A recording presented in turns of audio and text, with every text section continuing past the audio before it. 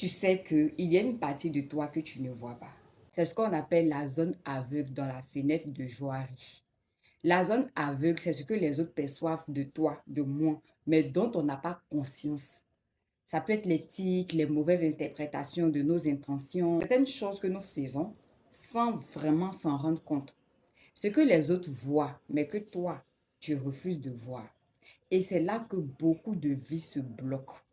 Parce que ça te rend accusateur, accusatrice, ça te rend fermé, ça te rend aveugle de tes propres erreurs.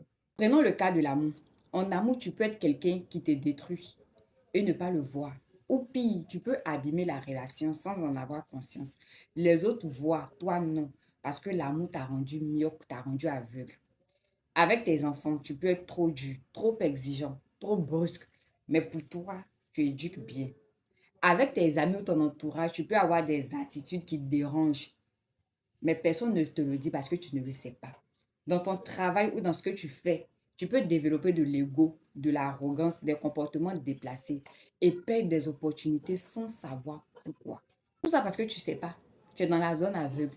Maintenant, comment faire pour savoir que j'ai tel et que c'est ce qui fait mon blocage? Parce qu'un autre problème, c'est que tout le monde ne va pas te dire la vérité.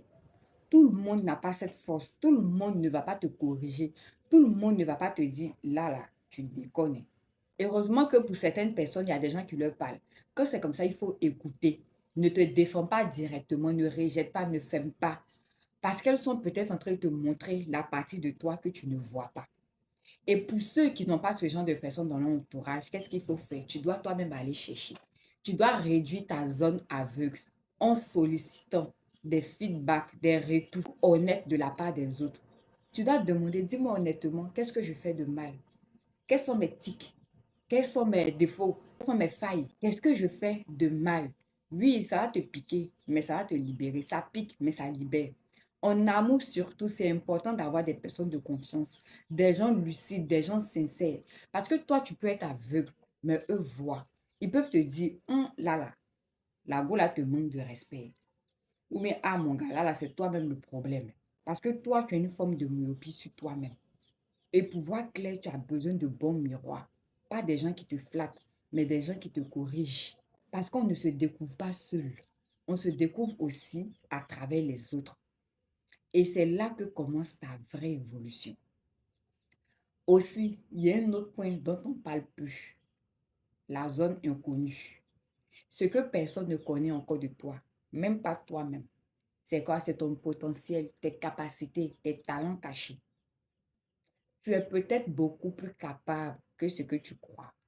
Mais comme tu ne t'exposes pas, comme tu ne te développes pas, comme tu ne sors pas de tes habitudes, tu ne le découvres jamais. Comment on découvre cette partie de soi, cette zone inconnue? En se développant personnellement, en lisant, en se formant, en se faisant accompagner par des coachs, par des mentors, en testant, en passant à l'action, en essayant, en osant. Parce que c'est dans l'action que tu te découvres. Tu peux passer toute ta vie avec des talents sans jamais les utiliser. Ce n'est pas que tu en as. Pas parce que tu n'en as pas, hein, mais parce que tu ne les as jamais explorés. Explorons aussi la zone inconnue pour découvrir qui on peut devenir plus tard. Parce qu'au final, ton problème, ce n'est pas juste ce que tu ne vois pas. C'est aussi ce que tu n'as jamais essayé d'être. On ne se connaît pas complètement seul. On se corrige avec les autres. On se découvre en avançant. Donc, voici un peu ce que j'avais envie de partager avec vous. Merci de liker, merci de partager. On se retrouve très prochainement pour un autre message. C'était moi, Dofi. Bisous.